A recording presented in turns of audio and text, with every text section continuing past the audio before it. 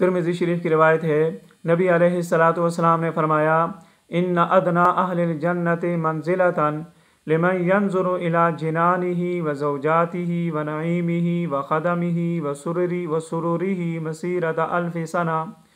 جنت میں سب سے کم درجے والا جو جنتی ہوگا اس کا مقام یہ ہوگا کہ وہ اپنی جنتوں، اپنے باغات کو، اپنی بیویوں کو اور اپنی نعمتوں کو، اپنے خادموں کو اور اپنے تختوں کو دیکھے گا 1000 سال کی مسافت پر۔